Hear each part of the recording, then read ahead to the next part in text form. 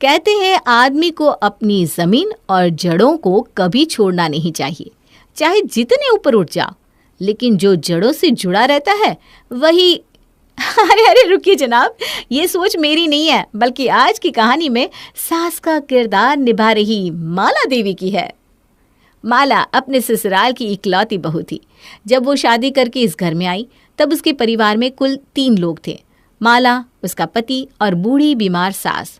नियति का ऐसा खेल हुआ कि माला की शादी के कुछ महीनों बाद ही उसकी सास का भी देहांत हो गया। इस घर को सास ससुर का आशीर्वाद समझकर माला ने अपना सारा जीवन इसी पुश्तैनी घर में बिताया। शादी के बाद माला के 2 बच्चे हुए और एक बार फिर माला और उसका पति 2 से 4 हो गए। वैसे तो सास ससुर के पुश्तैनी मकान में रहना वाकई बड़े गर्व की बात है, लेकिन कैसा हो जब वो मकान इतना छोटा हो कि उसमें एक बड़े परिवार का गुजारा ही मुश्किल हो जाए। जी हाँ, सही समझे आप। इस एक कमरे के मकान में एक छोटा सा बेडरूम था और उससे लगता हुआ ही एक हॉल बना हुआ था। इसके अलावा घर में बस टॉयलेट, बाथरूम और रसोई थे। जब तक माला के बच्चे छोटे थे, इस छोटे से मकान में उनका गुजारा बड़े आराम से हो रहा था, लेकिन गुजरते समय के साथ दोनों बच्चे जवान हो गए थे और अब ये घर जैसे छोटा नजर आने लगा था।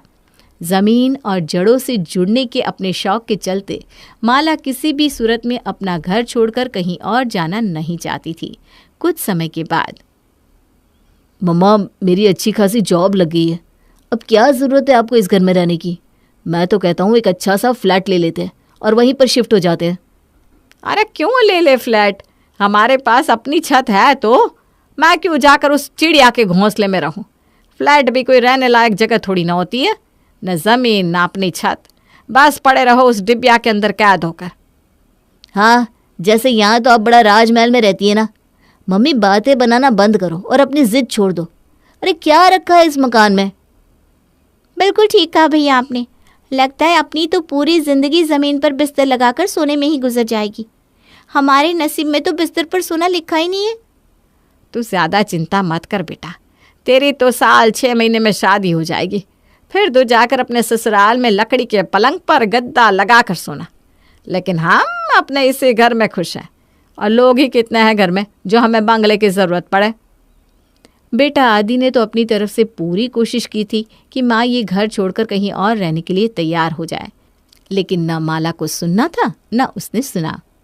बेटे बेटी से नए घर में जाने को मना करने के बाद माला आराम से चद्दर तानकर सो जाती है। कुछ दिन बाद, मम्मी, मैं प्राची को बहुत पसंद करता हूँ और उससे शादी भी करना चाहता हूँ। हम दोनों कॉलेज में साथ ही में पढ़ते थे। अगर आपको कोई एतराज़ ना हो तो मैं उसके मम्मी पापा को घर पर मिलने के लिए बुला लूँ। बेटा, तूने सब कुछ पहले ही तय कर लिया है, तो माँ से पूछकर ज़्यादा आज्ञाकारी होने का दिखावा करने की कोई ज़रूरत नहीं है। बुला ले उसके मम्मी पापा को। तुम दोनों एक दूसरे को पहले ही पसंद कर चुके हो, तो अब हमारे इनकार करने की कोई गुंजाइश है क्या? माँ की बात सुनकर आदि बहुत खुश हो जाता है। मम्मी ने प्राची के मम्मी पापा से मिलने के लिए हाँ तो कर दिया, लेकिन अगर मैंने प्राची के मम्मी पापा को घर पर बुला लिया तो इस माचिस की डिब्बी जैसे घर को देखकर ये पक्का रिश्ता तोड़कर चले जाएंगे। ऐसा करता हूँ, कहीं बाहर मीटिंग रख लेता हूँ, किसी तरह एक बार हमारा एंगेजमेंट हो जाए, उसके बाद तो किसी तरह मैं संभाल ही लूँगा। प्राची के मम्मी पापा से अपने छोटे से घर को छिपाने के लिए आदि बाहर होटल में मिलने का प्लान बनाता है। ठीक है बहन जी, हमारी तरफ से आप रिश्ता पक्का समझिए। आपका बेटा पढ़ा लिखा है, अच्छी नौकरी करता है, हर तरह से योग्य है, इनकार की तो कोई वजह नहीं बनती। अगर आपको कोई एतराज़ ना हो तो हम लोग फिर सगाई की तैयारी शुरू करें। देखिए भाई साहब, पसंद नापसंद वाली बात तो अब रही ही नहीं। बच्चों को पसंद है तो समझिए हमारी भी उसी में रजामंदी है। हम लोगों का यहाँ मिलना तो एक औपचारिकता है बस। ठीक है, आप लोग सगाई की तारीख निकलवाइए, जैसा भी हो हमें फ़ोन पर बता दीजिएगा। अगले दिन, बहन जी, 10 दिन बाद का सगाई का मुहूर्त बड़ा ही शुभ है। अगर आपकी सहमति हो तो काम आगे बढ़ाएं। जी जी बिल्कुल, आप तैयारी शुरू करिए, हम भी अपनी तरफ से शुरू कर देते हैं। 10 दिन बाद की सगाई की तारीख निकलने पर आदि फूला नहीं समा रहा था, लेकिन अभी भी चिंता के बादल उसके जहन पर छाए हुए थे। क्या करूं? इस छोटे से घर में 4 मेहमानों के आने की भी जगह नहीं है। और सबसे बड़ी बात, प्राची और उसके मम्मी पापा को पता नहीं लगना चाहिए कि हम इस भूत बंगले में रहते हैं। काफ़ी सोच विचार करने के बाद उसी का आइडिया आता है। ऐसा करता हूँ, एक लॉन बुक कर लेता हूँ, वहीं पर सगाई का फंक्शन हो जाएगा और किसी को कुछ पता भी नहीं चलेगा। जैसा आदि ने सोचा था वैसा ही होता है और आदि के बुक किए हुए आलीशान लॉन में सगाई का कार्यक्रम भी बड़ी धूमधाम से संपन्न हो जाता है। भैया सगाई तो निपट गई, अब बस शादी की बात है। वैसे भी शादी तो भाभी के यहाँ होने वाली है मतलब आप सेफ हो। अरे वो सब तो ठीक है, लेकिन शादी के बाद कैसे मैनेज होगा, मुझे तो समझ में नहीं आ रहा। मैनेज क्या होगा, आप मम्मी पापा का बेडरूम ले लेना और बच्चे हम तीनों, हम बाहर हॉल में बिस्तर लगा लेंगे, सिंपल। चल देखते हैं। 1 महीने बाद की शादी के मुहूर्त पर आदि और प्राची की धूमधाम से शादी होती है और शादी के बाद वो अपने ससुराल यानी कि माला निवास आ जाती है। आई डोंट माइंड, लेकिन ये कैसा घर है तुम्हारा, इतना ओल्ड स्टाइल और छोटा, मेहमानों को बैठाने की भी जगह नहीं है यहाँ। आई नो यार, बट प्लीज़ थोड़ा मैनेज करने की कोशिश करो ना। तुम घर के साइज़ पर मत जाओ, लेकिन इस घर में रहने वाले एक एक बंदे के बारे में सोचो। सब लोग ना बहुत ही अच्छे हैं, एक बहुत ही प्यारी और लविंग फैमिली है मेरी। इतना अच्छा परिवार देने के लिए तुम मुझे बाद में थैंक्स बोलने वाली हो। हाँ वो सब ठीक है, लेकिन तुम्हें नहीं लगता अपने घर के बारे में, मतलब ये सब तुम मुझे शादी के पहले बताना चाहिए था ना। मैं तो कभी सोच भी नहीं सकती थी कि तुम इतने छोटे से मकान में रहते होगे। चलो मान लिया तुम्हारी फैमिली बड़ा घर अफोर्ड नहीं कर सकती थी, लेकिन अब तुम इतने अच्छे पैकेज पर कमा रहे हो, तुम्हें तो एक अच्छे ऑप्शन के बारे में सोचना चाहिए था ना। अब मैं तुम्हें क्या बताऊं प्राची, ऐसा नहीं है कि मैं बड़ा घर लेना नहीं चाहता या ले नहीं सकता। बात यह कि मेरी माँ इस मकान को छोड़कर कहीं जाना ही नहीं चाहती। हाँ, ये कैसी जिद है, मैं कुछ समझी नहीं। तुम समझ भी नहीं पाओगी। अरे जब हम ही नहीं समझ पाए आज तक, तो तुम तो फिर भी अभी अभी आई हो। बस एक रिक्वेस्ट है, ट्राई करो कि एडजस्ट कर पाओ। मुझे पता है तुम्हारे लिए थोड़ा मुश्किल है, लेकिन मेरे लिए करोगी ना। अब एडजस्ट करने के अलावा चारा भी क्या है आदि, शादी तो ऑलरेडी हो चुकी है। ठीक है, आई ट्राई माई बेस्ट। आदि ने अपनी पत्नी को तो किसी तरह मना लिया था, लेकिन वो जानता था कि ये सब इतना आसान नहीं होने वाला है। घर में नई दुल्हन आई थी तो 2-4 रिश्तेदार भी अभी तक घर में जमा थे। अगले दिन सुबह, आदि उठो ना। अरे यार ये क्या ड्रामा है, तुम्हें पता है ना मुझे सुबह उठती ही वॉशरूम जाने की आदत है। अरे तो बाबा जाओ ना, किसे रोका है तो वॉशरूम जाने से? रूम से बाहर निकलोगी ना तो बस बाहर ही वॉशरूम है। मेरी नींद क्यों खराब कर रही हो? ये तो मुझे भी पता है कि रूम से निकलते ही वॉशरूम है, लेकिन उस वॉशरूम के आगे जो लंबी लाइन लगी हुई है उसका क्या करूं? पिछले 20 मिनट से तुम्हारे पापा वॉशरूम में बैठे थे। उनके निकलने के बाद जैसे ही मैं जाने को गई, तुम्हारी बुआ जी दौड़ कर घुस गई और अभी भी वॉशरूम के आगे पेट पकड़े हुए तुम्हारी मम्मी और बहन खड़े हुए हैं। अरे तो तुम भी जाकर वॉशरूम के आगे लाइन लगा लो ना, कह देना तुम्हें थोड़ी अर्जेंसी है, तुम्हें पहले जाने देंगे। हाँ, अरे मैं कल शादी करके इस घर में आई हूँ, अब मैं क्या जाकर वहां सबके सामने वॉशरूम के आगे लाइन लगाऊंगी? अच्छा लगता है क्या? प्राइवेसी नाम की कोई चीज होती है या नहीं? अरे यार, अब इस एक कमरे के मकान में तुम्हें कहाँ से प्राइवेसी ला कर दूँ? यहाँ पर सोने के लिए कमरा मिल रहा है, यही बहुत है। इन्हें प्राइवेसी भी चाहिए। अरे थोड़ा धीरे बोलो, शुरू होने से पहले ही ख़त्म हो जाता है ये कमरा, और कमरे के बाहर ही सब लोग कान लगाए खड़े होंगे। हमारी आवाज़ बाहर चली गई ना तो एक और नया बवाल हो जाएगा। तो अब क्या बोलने से पहले मुंह में साइलेंसर लगाना पड़ेगा? अपने पति से बात भी नहीं कर सकती क्या? देखो यार, अब जैसा है वैसा है, बार बार कहने से कुछ बदलने वाला तो है नहीं। देखो तुम ना कल से थोड़ा जल्दी उठा करो, सबके उठने से पहले फ्रेश होकर नहा लिया करो।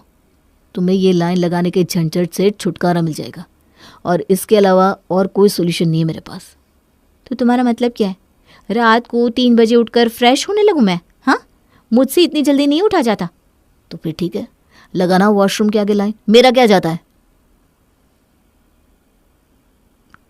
अरे मम्मी जी, ये मेरे बेड के सामने पर्दा क्यों लगा रही है? ऐसे कमरे के बीचों बीच पर्दा कौन लगाता है? अरे बहू, ये तो मुझे भी पता है कि कमरों के बीचों बीच पर्दा नहीं लगाया जाता। मैं ज़रा सेपरेशन कर रही हूँ कमरे में। वो मंजू काकी है ना, वो अभी 10-20 दिन यहीं रुकेंगी। उनकी आँख का ऑपरेशन होना है ना, तो कह रही है कि यहीं से ऑपरेशन करा कर ही जाएंगी। अब उनको गर्मी में तो सुला नहीं सकते, पूरे घर में ले देकर तुम्हारे कमरे में ही एसी लगा है, इसलिए उनकी खटिया ना यहीं तुम्हारे कमरे में डाल दूंगी। और बेटा बिल्कुल टेंशन की बात नहीं है, तुम दोनों को ज़रा अभी डिस्टर्ब नहीं करेगी, पर्दे की इस तरफ ही सोएगी, तुम लोग ना आराम से उस तरफ सो जाना। क्या अब अपना कमरा भी शेयर करना पड़ेगा क्या मेहमानों के साथ? हे भगवान, ये तो मैंने कभी सपने में भी नहीं सोचा था। कैसे बेतुकी बात कर रही है माँ जी आप? अरे शादीशुदा कपल के कमरे में ऐसे किसी को सुलाया जाता है क्या? अरे बहू, हमें पता है तुम शादीशुदा हो, इतना शोर मचाने की ज़रूरत नहीं है। तुम अनोखी शादी करके नहीं आई हो, हम भी शादी करके यहीं आए थे, मेहमान तो आते जाते रहेंगे। अब बेटे की शादी हो गई है तो क्या मेहमानों को बाहर का रास्ता दिखा दूं? बेटा एडजस्ट करने की आदत डाल लो। ससुराल में आकर ना मायके के ठाट बाट जितनी जल्दी भूलने की कोशिश करोगी तुम्हारे लिए उतना ही अच्छा होगा। वैसे देखा जाए तो प्राची कुछ गलत भी नहीं कह रही थी। एडजस्ट करना अलग बात होती है और अपने कमरे में किसी को सुलाना बिल्कुल अलग बात। रोज सुबह बाथरूम के लिए होने वाली मारामारी हो या मेहमानों के आने पर एक ही कमरे में 4-4 लोगों के सोने की, इस छोटे से घर में एडजस्ट करना प्राची को बहुत भारी पड़ रहा था। वो कह कह कर थक गई थी, लेकिन उसकी सास माला को तो जैसे कुछ भी सुनना ही नहीं था। कुछ दिन बाद, अरे बहू आज कुछ बढ़िया सा बना लेना, मेरी छोटी बहन पूरे 5 साल बाद कनाडा से आ रही है, आज ना सच में बहुत खुश हूँ मैं। सास की बात सुनकर बहू प्राची कई तरह के पकवान बनाकर तैयार कर देती है।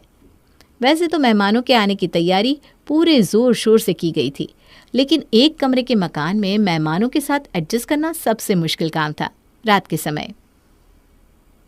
अरे दीदी, बाकी सब तो बहुत बढ़िया है, बहू ने बहुत अच्छा खाना बनाकर खिलाया, सच में मज़ा ही आ गया। लेकिन ये बताओ अब बिस्तर कहाँ लगाना है भाई, मुझे तो बहुत थकान हो रही है।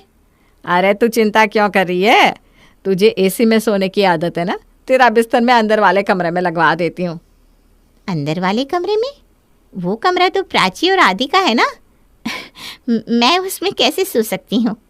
अरे कोई नाम थोड़ी ना लिखा है उन दोनों का, तू चलकर देख तो। हमने ना एक कमरे में पार्टीशन करके उसे 2 हिस्सों में बांट रखा है। आदि और प्राची एक तरफ सोते हैं और तुम इस तरफ सो जाना। माला की बहन को ये बात बड़ी अटपटी लग रही थी। माला तो बड़ी खुशी खुशी अपनी बहन को बहू का कमरा दिखा रही थी, लेकिन बहू प्राची के चेहरे पर खींच नीतू ने साफ पढ़ ली थी। अगले दिन सुबह, दीदी हमने एक रिसॉर्ट बुक किया है, आज हम सब देहरादून चल रहे हैं, 2 दिन वहीं रहेंगे, घूमेंगे फिरेंगे और खूब मौज करेंगे। छोटी बहन के जिद करने पर माला अपने पूरे परिवार के साथ देहरादून के लिए निकल पड़ती है। पूरा दिन घूमने के बाद सभी लोग थक कर चूर हो गए थे। रात के समय जब वे लोग रिसोर्ट में पहुंचते हैं तो देखते हैं इतने बड़े परिवार के लिए नीतू ने सिर्फ एक ही कमरा बुक किया था। अरे नीतू, 5 लोगों का परिवार तो मेरा ही है और 3 तुम, कैसे रहेंगे 8 लोग एक कमरे में? कुछ तो दिमाग लगाती। अरे पैसे बचाने के चक्कर में ये क्या किया तूने? अब जाकर रिसेप्शन पर पता कर, अगर एक आध कमरा खाली हो ना तो बुक कर लेते हैं। नहीं दीदी, बात पैसे की तो है ही नहीं। अब आपकी बहन इतनी गरीब भी नहीं है कि 2 या 3 कमरे बुक ना कर सके। अगर पैसे की बात नहीं है तो क्यों नहीं किए तूने 3 कमरे बुक? तू सोच कर बता, कैसे 8 लोग इस एक बाथरूम को इस्तेमाल करेंगे? सोएंगे कहाँ?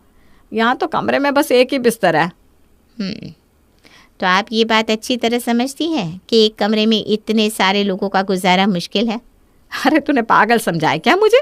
समझूंगी क्यों नहीं, कोई 10 साल का बच्चा भी बता देगा ये बात कि 8 लोग एक कमरे में नहीं रह सकते। तो फिर दीदी, क्या सोचकर आप पिछले 30 सालों से उस एक कमरे के मकान में रह रही हैं? अरे आपके पास रुपए पैसों की कुछ कमी होती ना तो भी बात एक बार को समझ में आती कि आपकी मजबूरी है।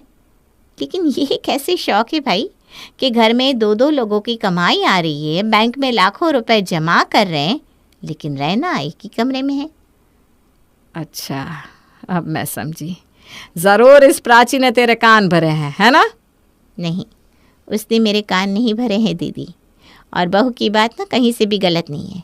जब तक बच्चों की शादी नहीं होती हम लोग कैसे भी रह लेते हैं, लेकिन बहू तो आप लोगों के साथ उस तरह नहीं रह सकती ना वो एक ही बिस्तर पर ससुर के साथ बैठ सकती है, ना उनके सामने सो बैठ सकती है। उसे तो हर चीज़ में थोड़ा पर्दा रखना पड़ता है कि नहीं? और यही बहू अगर कल को सर ना ढके तो आपको खराब लगेगा। लेकिन उसकी प्राइवेसी में जो आपने सेंध लगा रखी है उसके बारे में सोचा है कभी?